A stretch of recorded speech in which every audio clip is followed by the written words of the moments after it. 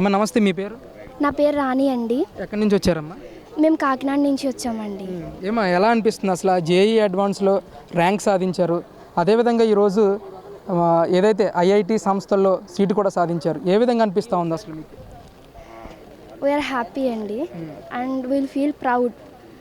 ఎందుకంటే మన ఆంధ్రప్రదేశ్లో చిన్న మెసేజ్కి స్పందించి ఒక 3-4 డేస్లోనే ఆ ఇష్యూని సాల్వ్ చేయడం అనేది చిన్న విషయం కాదండి. మనం ఏదైనా చిన్న సర్టిఫికేట్ కావాలంటే ఒక వారాలు మనం అక్కడికి తిరగాలి అని చాలా ఉంటుంది ప్రాసెస్.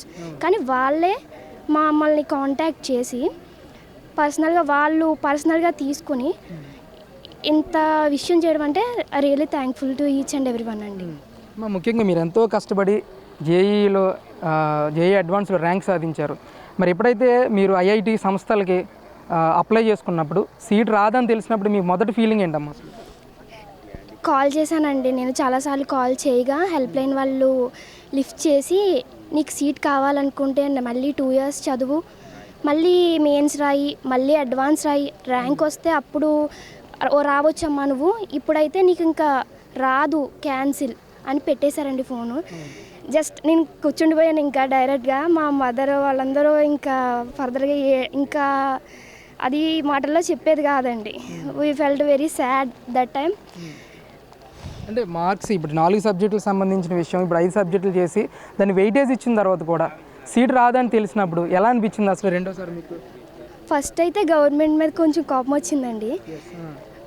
వై బికాజ్ మేము రాయలేము అనేది కాదు, we can write because we are writing every subject, we are getting 95% of every subject, then we no need any exceptional for any subjects, right? We can write.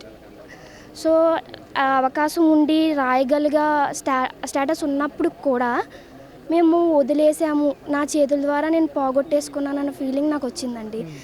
Next నా ఫర్దర్గా ఎవరైనా సజెషన్ ఎవరైనా నన్ను అడిగితే మీరు కంపల్సరీ 6 సబ్జెక్ట్స్ రాయాలి, 5 సబ్జెక్ట్స్ రాయాలని నేను చెప్పాలనుకుంటున్నానండి. మా కాలేజ్ నుంచి కూడా అదే మోటివ్తో ఉన్నారండి. అంటే దీనికి సంబంధించి వెయిటేజ్ ఇచ్చినా సరే అక్కడ సీట్ ఇవ్వట్లేదు, అలాట్ చేయట్లేదు అని తెలిసినప్పుడు నారా లోకేష్ గారు వాట్సాప్లో ఉన్న చిన్న మెసేజ్ని చూసి ఒక జీవోని అప్పటికప్పుడు పాస్ చేయడాన్ని ఏ విధంగా అనిపించింది మీకు అసలు? ఈ పాస్ చేయడం గవర్నమెంట్ చేంజ్ అయిందండి. గవర్నమెంట్ చేంజ్ అయింది. మనం ఏదైనా ఇష్యూని మనం ఫర్దర్గా హయ్యర్ అఫీషియల్స్కి మనం చేయగలిగితే, అక్కడ వరకు మనం ఎఫోర్ట్ పెట్టగలిగితే we can get profit of them. వాళ్ళు నిజంగా వీ రియల్లీ గ్రేట్ఫుల్ అండి.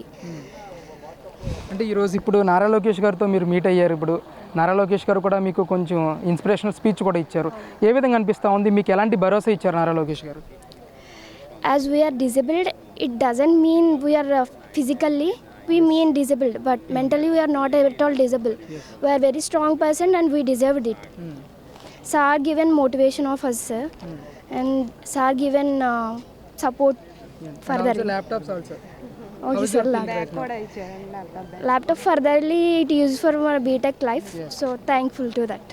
అంటే రేపు మీరు ఐఐటి సంస్థల్లో మీరు గ్రాడ్యుయేషన్ అయిన తర్వాత మన రాష్ట్రానికి సంబంధించి ఎలాంటి నిర్ణయాలు తీసుకోబోతా ఉన్నారు? అసలు మన రాష్ట్రానికి మీరు అభివృద్ధికి మీ చేయి కూడా కలుపుతారా రేపు మంచి పొజిషన్లోకి వెళ్తే? తప్పకుండా అండి, ఖచ్చితంగా అండి. ఎందుకంటే ఆ లైఫ్ ఇచ్చిందే మన గవర్నమెంట్ కాబట్టి, ఒకవేళ నాకంటూ ఆ పొజిషన్ వస్తే కన్ఫర్మ్గా నేను మన రాష్ట్ర ప్రభుత్వాన్ని ముందుకు సాగడానికి ఒక వంతు ప్రయత్నం చేస్తానండి. One word about Nara Lokesh.